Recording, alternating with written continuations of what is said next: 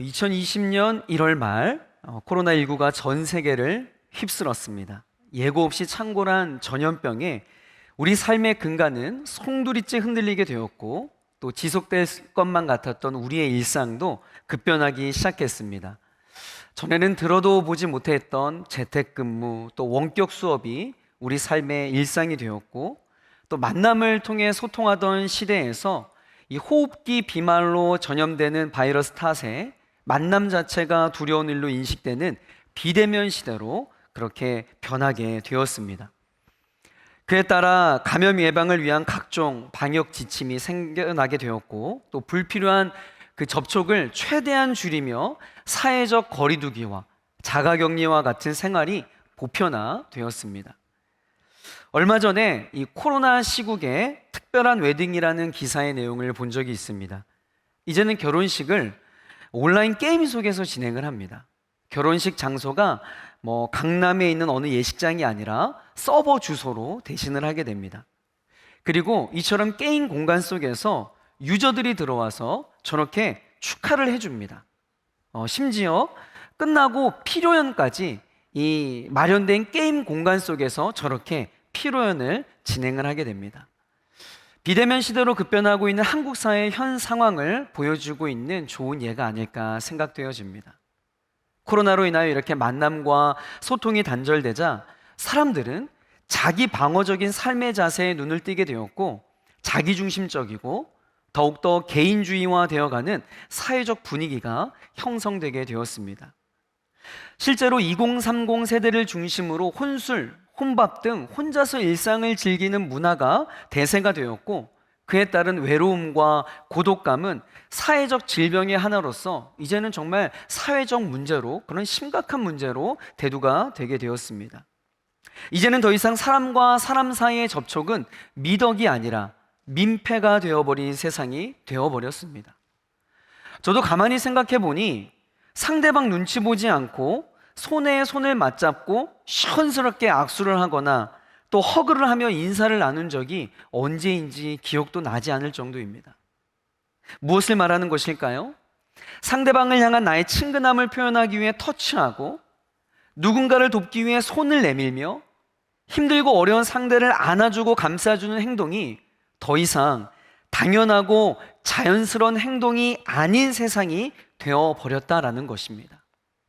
그러면서 사람들은 더 외로워지고 더 고독감을 느끼는 그런 악순환을 경험하며 살아가게 되었다라는 것이죠. 오늘 본문에도 보면 사회와 철저히 격리되어 지독한 외로움과 고독함, 더 나아가 육체의 질병과 마음의 질병으로 신음하고 있었던 한 사람을 만나게 됩니다. 자, 우리 40절 말씀 함께 읽어보겠습니다. 시작. 한 나병 환자가 예수께 와서 꿇어 엎드려 간구하여 이르되 원하시면 저를 깨끗하게 하실 수 있나이다. 아멘. 예수님을 찾아온 이 사람, 본문을 통해 우리가 이 사람에 대해서 알 수 있는 정보는 나병 환자라는 사실뿐입니다. 현재 대부분 나병은 이 한센병이라 이제 불리우는데, 나균에 의해 감염되는 만성 전염성 질환입니다. 특별히 이 질병은 사람과 사람의 접촉으로 인해 전파되는 것으로 알려졌기에 의료기술이 발달되지 않았던 고대 사회에서의 최고의 치료책은 무엇이었냐면 그저 사회로부터의 격리였을 것입니다. 성경에서도 보면 유대인들은 나병을 포함한 각종 피부 질환들을 가진 사람들에 대해서 모두 부정한 자들로 규정하여 사회적으로는 성 밖으로 내쫓는 격리 정책을 실시하였습니다. 뿐만 아니라 종교적으로는 하나님으로부터 버림받은 죄인들로 규정하였고, 이들과 접촉하는 사람들까지도 의식적으로 부정한 자들로 그렇게 규정해 버렸습니다. 구약 성경 레위기 13장에 보면 나병에 관한 아주 자세하고도 아주 디테일한 그런 내용들이 나오는데, 특별히 45절 우리 46절의 말씀을 함께 좀 읽어보겠습니다. 시작. 나병 환자는 옷을 찢고 머리를 풀며 윗 입술을 가리고 외치기를 부정하다 부정하다 할 것이요 병 있는 날 동안은 늘 부정할 것이라. 그가 부정한즉 혼자 살되 진영 밖에서 살지니라. 아멘. 여러분, 무슨 이야기입니까? 나병 환자는요, 누가 봐도 알 수 있을 정도로 머리를 풀어헤치고 옷을 찢은 채로 거리를 다니면서 나는 부정하다, 나는 부정하다. 그러니까 지금으로 말하면 나는 코로나에 걸렸다, 나는 코로나에 걸렸다 외치면서 자신을 커밍아웃해야 했고, 일반인들은 이들과 마주치는 것 자체를 부정한 일로 간주하였습니다. 여러분 얼마나 수치스럽겠어요. 허락 없이 성 안에 들어왔다가는요 돌에 맞아 죽을 수도 있습니다. 그렇기 때문에 그 당시 나병 환자는 영적으로, 사회적으로, 육체적으로 총체적인 죽음을 날마다 경험하며 살아야만 했던 정말 비참한 인생이었습니다. 그래서인지 몰라도 이 나병 환자는 마지막이라는 심정으로 목숨을 걸고 예수님께 나아옵니다. 제가 위에서도 언급했지만 사회적 격리의 대상인 나병 환자가 일반인들 무리에 나타났다라고 하는 것은 율법의 조항을 어기는 일로 그에 따른 엄청난 대가 지불을 치러야 하는 상황입니다. 지금으로 말한다면 QR코드, 온도 체크 등의 모든 방역 지침을 어긴 것이죠. 그럼에도 주저함 없이 나병 환자가 예수님께 나아갈 수 있었던 것은 자신의 인생에 있어 그보다 더 중대한 일은 없었기 때문입니다. 다른 것은 몰라도 이 문제만큼은 자신의 힘과 노력으로 해결할 수 없는 영역임을 이 나병 환자는 알았던 것이죠. 자, 그런데 우리가 여기에서 눈여겨봐야 할 것은 성경에서 나병 환자라고 하는 것은 단순히 육체적인 피부질환만을 의미하지 않는다라는 것입니다. 많은 곳에서 이 나병이라고 하는 것은 타락한 우리 인간들의 죄성을 표현하는 복합적인 의미로 사용되는 것을 저희가 보게 됩니다. 그러한 맥락에서 볼 때 나병 환자가 자신의 힘으로 그 병을 치유할 수 없어 목숨을 걸고 예수님께 나아갔던 것은 영적인 측면으로 볼 때 우리들에게 참 귀한 영적인 교훈을 주고 있다라고 생각이 됩니다. 여러분, 우리의 힘으로 해결할 수 없는 인생의 근본적인 문제가 무엇입니까? 여러분의 힘과 노력으로 해결할래야 해결할 수 없는 그 근본적인 문제, 바로 죄와 죽음의 문제를 해결함받기 위해서는 죄로 얼룩진 모든 인생은 오늘 본문의 나병 환자처럼 적극적으로 목숨을 걸고 예수님께 나아가야만 한다라는 것입니다. 다시 말해 여러분, 모든 인생은 예수님의 터치가 필요하다라는 것이죠.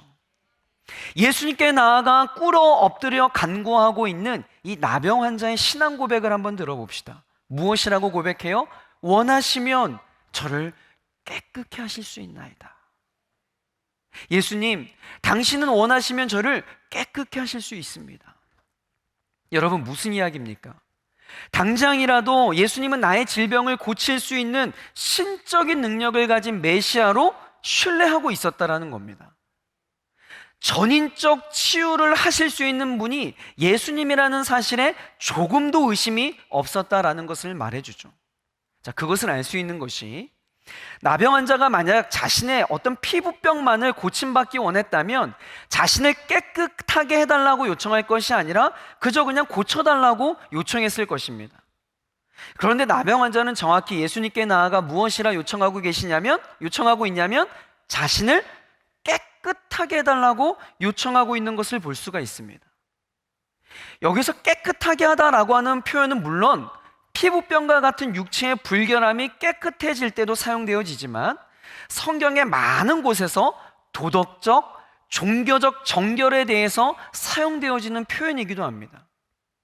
그러니까 이 나병 환자는 육체의 피부병도 피부병이지만 그로 인해 공동체에서 격리를 당하고 하나님께 나와 마음대로 예배하지도 못하고 종교적으로 많은 사람들에게 부정하다 취급받으면서 생겼던 마음과 인격과 감정의 상처가 더 큰 아픔이었다라는 것을 알 수가 있습니다. 예수님은 그 아픔을 보셨던 겁니다. 단순히 겉으로 드러나는 피부병뿐만 아니라 그 마음에 있었던, 그 누구도 알아주지 않고 그 누구도 몰라주었던 그 마음의 상처, 영혼의 외로움을 보셨던 것입니다. 그래서인지 41절에 예수님은 어떠한 행동을 하십니까? 자, 우리 41절 함께 읽습니다. 시작. 예수께서 불쌍히 여기사 손을 내밀어 그에게 대시며 이르시되 내가 원하노니 깨끗함을 받으라 하시니. 아멘. 예수님께서 나병 환자를 어떻게 하셨다라고 말씀하세요? 불쌍히 여기셨다라고 오늘 본문은 이야기를 합니다. 불쌍히 여기셨다라고 하는 표현을 보면, 여러분 옛날 성경에 보면 이해되지 않는 표현, 민망히 여기셨다라는 표현으로 그렇게 번역이 됐었습니다. 예수님께서 병들고 귀신 들려 고통 중에 있는 이스라엘 백성들을 볼 때마다 위와 같은 표현, 무리를 보시고 불쌍히 여기셨다라고 말씀하신 것을 우리는 성경에서 많이 볼 수 있습니다. 사실 이 표현의 원어적 의미는요, 내장이 끊어지는 듯한 고통을 뜻하는 표현입니다. 내장이 끊어지는 듯한 고통. 여러분, 이 고통이 어떤 고통이죠? 저는 잘 와닿지 않지만 그 당시의 사람들은 이 내장 안에 사랑과 긍휼의 마음이 있었다라고 생각을 했었습니다. 다시 말해, 나병에 걸려 철저히 소외된 인생을 살아갔던 그 사람을 보실 때 주님의 마음, 그 긍휼의 마음이 움직였던 거예요.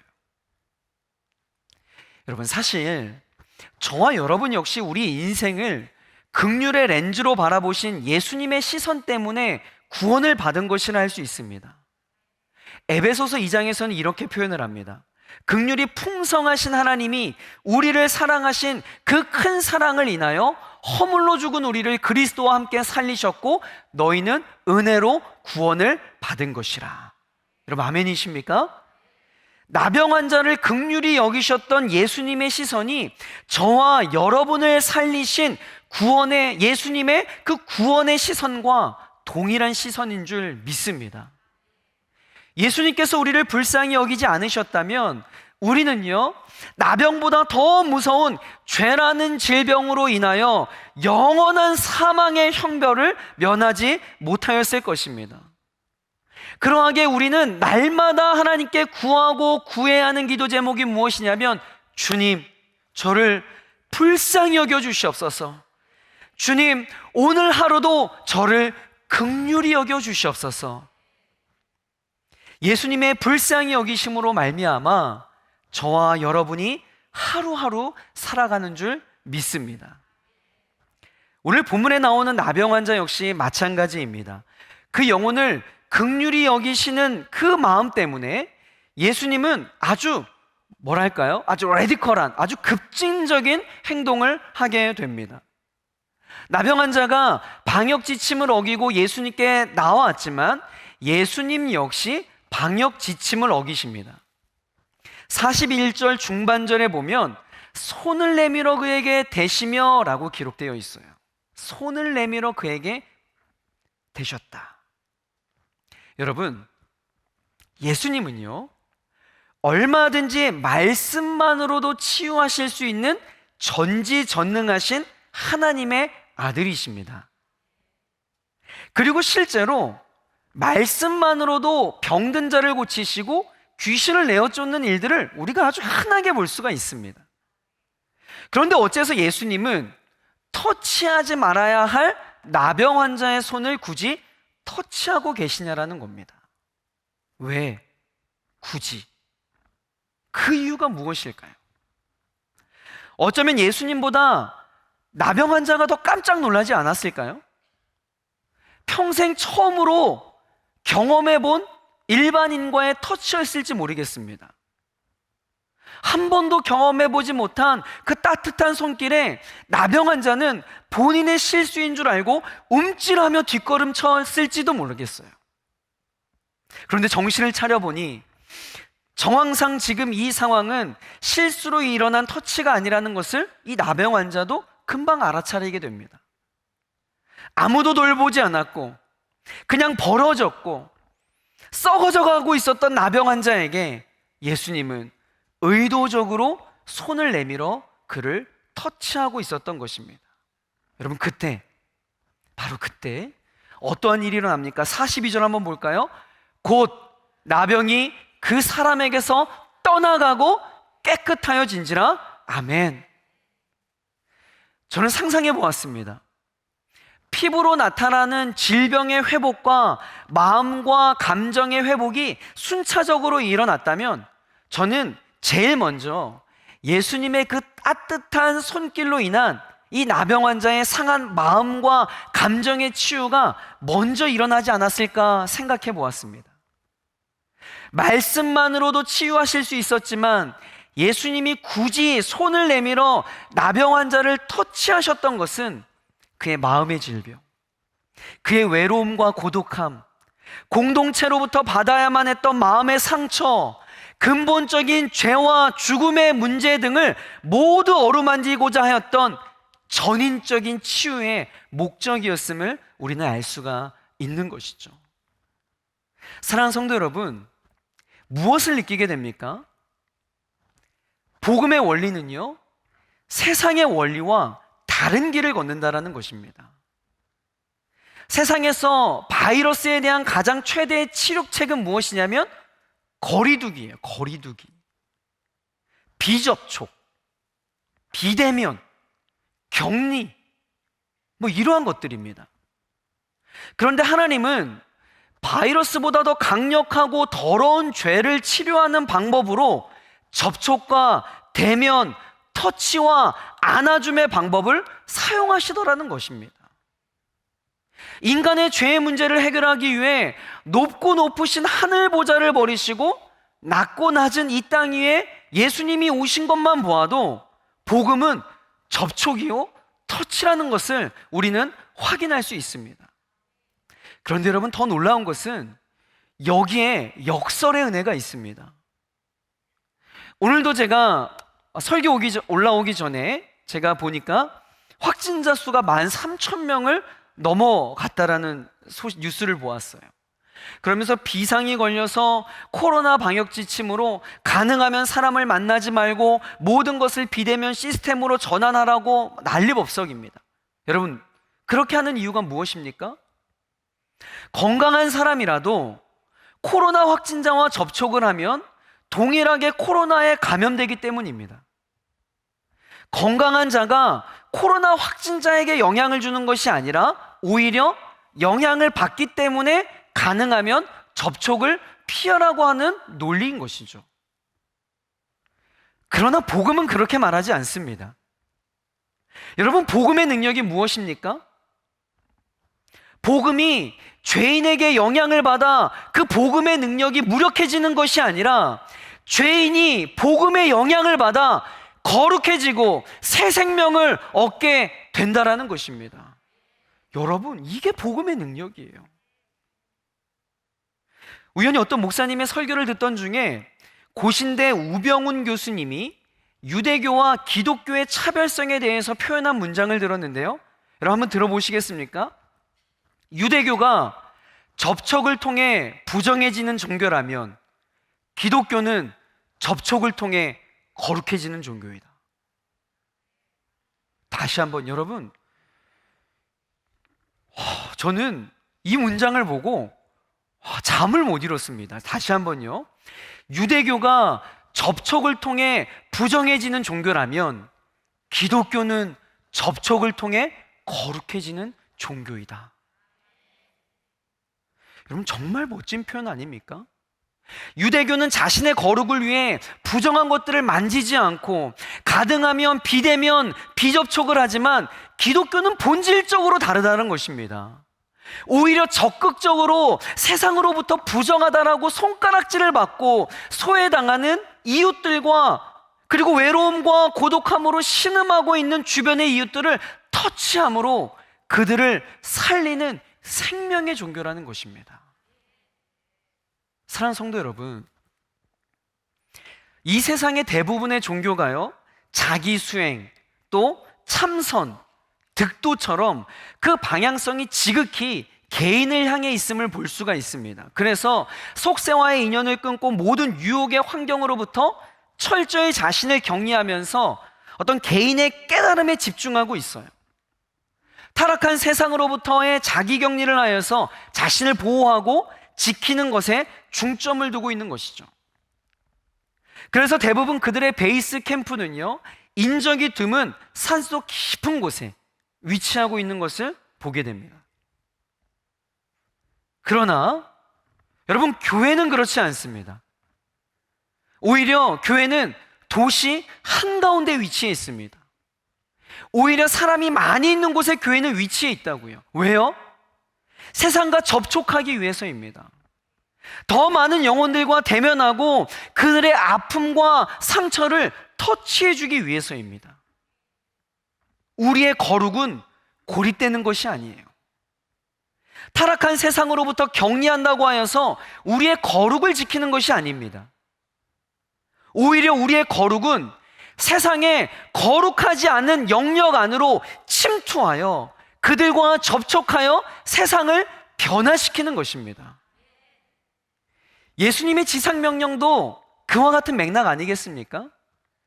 복음을 알지 못하는 자들과 어울리면 너도 물드니까 가능하면 교회에만 그렇게 머물러 있어. 예수님 그렇게 말씀하지 않으셨어요. 그러므로 너희는 가서 모든 민족을 제자로 삼아 아버지와 아들과 성령의 이름으로 세례를 베풀고 내가 너희에게 분부한 모든 것을 가르쳐 지키게 하라. 모든 민족으로 가서 세례를 베풀고 가르쳐 지키게 하라라고 하는 이 모든 명령은 하나같이 접촉과 대면과 터치의 사역임을 알 수가 있습니다. 사랑하는 성도 여러분, 우리는 모두 예수님의 불쌍히 여기심으로 말미암아 구원받은 자 아니겠습니까? 코로나와는 견딜 수 없는 심각한 죄의 질병으로 말미암아 죽을 수밖에 없었던 우리들을 그 예수님의 터치하심으로 새 생명을 받은 자가 여러분, 저와 여러분 아닙니까? 어쩌면 오늘 본문 속에 등장한 이 한 나병 환자는 저와 여러분을 대변해주는 캐릭터일지 모르겠습니다. 그렇다면 주님의 긍휼하심으로 말미암아 깨끗함을 받은 저와 여러분이 여러분 해야 할 일이 무엇이겠습니까? 복음서에 보면 예수님의 터치하심으로 새로운 인생을 살게 된 또 한 사람을 보게 됩니다. 바로 베드로의 장모입니다. 열병으로 생사의 갈림길에 놓여있던 여인에게 예수님은 찾아가십니다. 그리고 그녀의 손을 터치하시죠. 마태복음 8장 15절인데요. 자, 우리 함께 읽습니다. 시작. 그의 손을 만지시니 열병이 떠나가고 여인이 일어나서 예수께 수종 들더라. 아멘. 사랑과 긍휼의 마음으로 기인된 그 예수님의 터치하심으로 말미암아 죽을 고비를 넘기고 새로운 생명을 공급받은 그 여인은 즉각 일어나 예수님께 수종 들었다라고 본문은 이야기를 하고 있습니다. 그런데 여기에서 수종 들다라고 하는 표현은 1차적으로 저와 여러분이 알고 있는 것처럼 옆에서 따라다니며 여러 가지 심부름을 하다라는 뜻도 있지만 이것과 함께 누군가의 삶에 필요한 것을 공급하다, 다른 사람의 육체적 필요를 채우다라는 그 의미가 담겨져 있습니다. 무슨 뜻입니까? 예수님께 수종든다라고 하는 것이 단순히 예수님 한 사람을 향한 영적인 반응뿐만 아니라 내 주변의 사람들을 돌아보고 연약한 자들의 필요를 채워주는 섬김과 긍휼의 터치를 내포하는 포괄적인 의미라는 것이죠. 이것이 예수님의 터치를 통해 새 생명을 얻은 모든 하나님의 사람들이 주님께 보여야 할, 그리고 주변의 영혼들을 향하여서 세상을 향하여서 보여야 할 반응이라는 것입니다. 즉 터치의 수여자에서 터치의 공여자로 세상을 향해 나아가야 된다는 것이죠. 레위기 11장 45절에 하나님은 이렇게 말씀하십니다. 내가 거룩하니 너희도 거룩할지어다. 내가 거룩하니 너희도 거룩할지어다. 거룩의 1차적인 의미는 구별되다, 분리되다의 의미입니다. 그러나 하나님을 닮아 거룩의 삶을 살라고 하는 것은 이처럼 소극적이고 수동적인 그 정도의 의미가 아닙니다. 위에서 언급한 것처럼 우리가 이 시대에 살아내야 할 거룩의 적극적이고 능동적인 의미는 죄로 병들어 있는 사회 곳곳으로 들어가 그곳을 하나님의 나라로 회복하고 치유하고 하나님의 나라를 확장시키는 것입니다. 그런 맥락에서 우리 렘넌트 청년국에서는요, 우리 청년들에게 계속해서 강조하고 있는 가르침이 있습니다. 저는 우리 청년들이 하루 종일 교회에만 머물러 있는 교회 오빠, 교회 누나가 되기를 원치 않습니다. 예전에는 신앙 좋은 청년들의 이미지는 하루 종일 물리적인 교회 공간에만 머물러 가지고 곰발바닥 소발바닥하고 그렇게 있는 것이 아닙니다. 그래서 교회 다니는 사람들끼리 교제하고, 또 교회 다니는 사람들만 만나고, 교회 다니는 사람들과만 대화하는 매우 폐쇄된 신앙생활이 거룩한 청년들의 신앙생활이라고 여겼습니다. 그런데 그렇게 청년의 때에 각종 선교단체와 교회 청년부에서 훈련을 받다가 졸업하고 취업을 하여 세상에 나가면 오히려 사회 부적응자가 되는 것입니다. 주변 사람들과 전혀 소통할 줄 모르고 자신의 신앙을 지킨다는 명목하에 오히려 더 이기적이고 다른 사람들을 배려하지 못하는 전혀 영향력 없는 사람으로 후퇴하는 모습을 보게 되더라는 거예요. 여러분, 그러나 우리 렘넌트 청년국은 그러하지 않습니다. 영성과 실력의 균형감을 가지고 교회에 영향력을 끼치는 사람이 아니라 하나님께서 보내신 각자의 영역 속에서 복음의 증인으로 선한 영향력을 끼칠 수 있는 사람이 될 것을 가르치고 있습니다. 직장의 성과주의, 이기주의, 물질 만능주의의 영향을 받고, 대학 캠퍼스의 음란한 문화의 영향을 받고, 주변에 믿지 않는 친구들에게 영향을 받아 신앙에서 멀어지는 것이 아니라 오히려 우리 청년들이 입사한 그 회사가 그 청년으로 하여금 복음의 영향을 받고, 그 캠퍼스가 우리 청년들을 통해 거룩해지고, 주변의 친구들이 오히려 우리 청년들을 통해 위로를 받고 인생의 소망을 발견할 수 있도록 그렇게 가르치고 있습니다. 사랑하는 성도 여러분, 우리는 예수님의 손과 발이 되어서 병들고 외로워하고 있는 그들을 향해, 아무도 관심 가져주지 않고 사회적으로 철저히 버림받은 그들을 향해 더 낮고 낮은 그곳으로 나아가야만 합니다. 그리고 그들을 안아주고 그들을 감싸주며 그들의 손을 잡아줄 수 있는 사랑의 터치를 해야 하는 것이죠. 그 사랑의 터치를 통해 그 영혼들을 예수님께 인도해야 됩니다.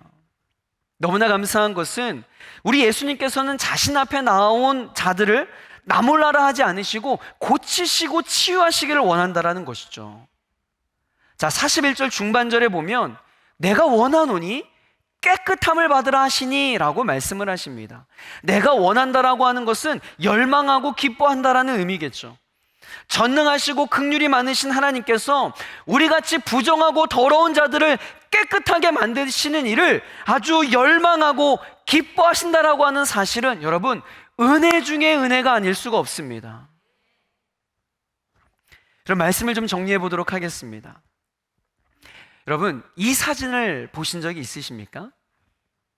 생명을 구하는 포옹이라는 제목이 붙은 사진인데 우리 전 세계 사람들의 마음을 울렸던 사진이죠.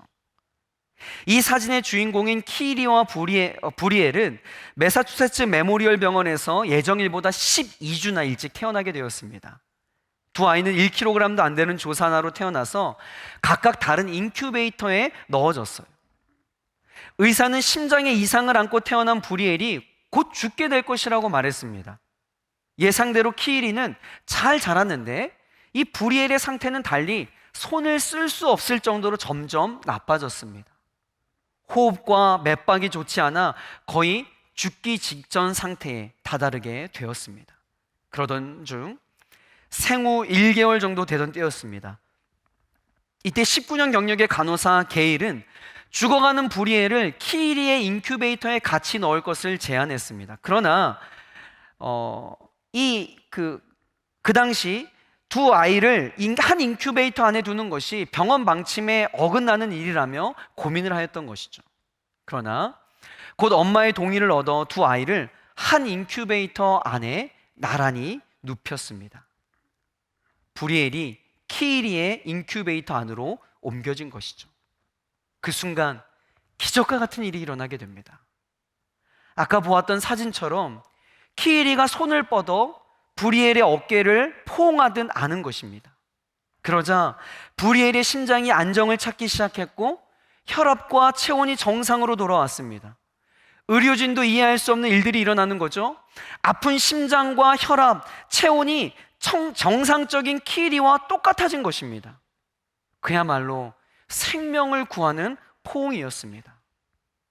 아무것도 모르는 것 같은 갓난아기였지만 키리는 본능적으로 살 수 있는 방법을 알았던 것입니다.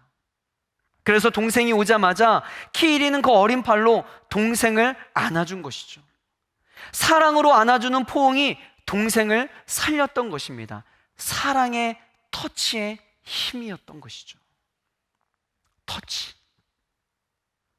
어쩌면 이 시대의 사회적 분위기에 역행하는 단어일지 모르겠습니다. 그러나 분명한 것은 코로나로 힘든 세상을 살아가는 이때에 그 누구보다 우리의 영혼을 만지시는 하나님의 터치하심, 하나님의 만지심이 우리 모두에게 필요하다라는 것입니다. 그리고 하나님의 터치하심으로 말미암아 새 생명을 얻은 저와 여러분은 예수님의 손과 발이 되어서 복음의 터치가 필요한 그곳으로 나아가야 합니다. 그곳에서 수많은 영혼들의 손을 잡아주고 지치고 상한 영혼들을 어루만져주며 그들의 이야기를 들어주고 그들의 아픔을 함께 공감하며 안아줄 수 있는 우리네 성도님 되기를 주의 이름으로 간절히 축복합니다. 최근에 돈줄나다라는 신조어가 생겼습니다. 이 돈 플러스 혼줄에 변형된 단어인데요, 혼줄이 나다라는 원래 의미와는 달리 선한 영향력의 목적으로 어떤 가게의 물건을 팔아주는 역설적인 의미로 사용되어지는 신조어입니다. 얼마 전 용인에 있는 한 마트에 돈줄 행렬이 이어진 일이 있었는데요, 그 시작은 이러했습니다. 한 마트에 그 주변에 살고 계시던 한 권사님께서 교회 홈페이지에 올린 글이 시초가 되었습니다. 글의 내용은 다음과 같습니다. 이런 내용을 올려도 되나 고민하다 무지가 용맹인 마음을 빌립니다. 이달 말 폐업을 앞둔 저희 집 앞 근처 땡땡마트라는 곳에서 생필품 구매를 부탁드리기 위함입니다. 이 마트는 마음 좋은 부부가 경영하고 계셨는데 몇 달 전 아주머니가 유방암 판정을 받으시어 요양병원에 계시고 남편분이 생업으로 계속하려 하셨지만 집에 혼자 남아있던 초사 자녀가 정서적으로 문제가 커져 자녀부터 살려야겠다는 생각으로 아무 계획 없이 폐업하신다고 해요. 지금 아저씨 소원은 폐업 전까지 반품 불가 상품들을 비롯하여 가게 내 물품들을 가능한 많이 파는 것입니다. 아저씨 사정이 너무나 마음이 아픕니다. 교회 다니신지는 잘 모르겠으나 주일 오전에 가게에 계셨던 걸로 보아 다니지 않으시는 것 같습니다. 사실은 마음이 너무 가난해진 아저씨께 복음을 어떻게 전해야 할지 몰라 주님께만 올려드리고 폐업 전에 성경책을 드리려고 합니다. 그래서 가능하다면 여러분께 부탁드립니다. 교회에서 가까운 거리이니 구입할 생필품이 있으시다면 다짜고짜 이런 내용을 죄송합니다. 제 답답한 마음이 여러분께 죄송한 마음을 이겼습니다. 교회 홈페이지에 올랐던 이 글, 정말 너무나 딱하고 너무나 불쌍하고 너무나 극률한 마음이 들어서 올렸던 이 글이 맘카페를 통해 일파만파 전해지면서 놀라운 일이 생겼는데요, 뉴스에까지 이 소식이 전해지게 되었습니다. 오늘 본문에 나오는 나병 환자를 불쌍히 여기시는 그 예수님의 시선, 그 예수님의 마음과 동일한 마음이지 않았을까요? 그런데 사연을 알고 보니 그 권사님 역시 과거에 유방암으로 죽을 고비를 넘기고 하나님의 은혜로 예수님의 터치함으로 말미암아 새 생명을 얻은 그런 권사님이셨습니다. 그야말로 터치의 수요자에서 터치의 공급자의 사명을 살고 계셨던 것이죠. 그 뒤에 일어난 일을 보았더니 이 아까 그 마트의 사장님이 이 권사님의 인도에 의해서 가까운 교회 새벽 기도를 나가기 시작했다라는 것입니다. 사랑하는 성도 여러분, 이것이 바로 우리의 사명인 줄 믿습니다. 여러분, 이것이 크리스찬 아닙니까? 이것이 하나님의 자녀의 삶의 모습이 아닐까요? 여러분, 주변을 한번 둘러보세요. 비대면 시대에 저와 여러분의 사랑의 손길을 기다리고 있는 수많은 영혼들이 있습니다. 이 코로나 시대에 모두들 힘들다라고 아우성치고 있는 이때에 저와 여러분은 이미 하나님으로 말미암아 그 사랑과 은혜의 터치를 받은 저와 여러분들이 그들을 향해 찾아가고 그들을 안아주고 그들을 감싸주고 그들에게 참 생명 대신 예수 그리스도를 소개해야 될 때가 아닐까 저는 생각을 합니다. 영혼에 대한 그 사랑과 긍휼의 시선의 작은 행동이 엄청난 돈줄 행렬로 그렇게 이어져서 한 영혼의 생명을 살렸던 것처럼, 키리가 손을 뻗어 브리엘의 어깨를 포옹했을 때 그 생명이 살아났던 것처럼 저와 여러분이 그렇게 사랑의 터치의 공유자가 되었으면 좋겠습니다. 2022년 저는 여러분들이 무엇보다 하나님으로 말미암아 강력한 성령의 터치를 경험하길 축복합니다. 말씀의 터치를 경험하길 간절히 소망합니다. 능력의 터치를 경험하길 소망합니다. 그리하여서 그 받은 하나님의 놀라운 은혜를 가지고 주변의 이웃들에게 손을 내밀어주고 그들을 안아주고 감싸줄 수 있는 사랑의 터치를 할 수 있는 복된 믿음의 성도님 되시길 주의 이름으로 간절히 축복합니다.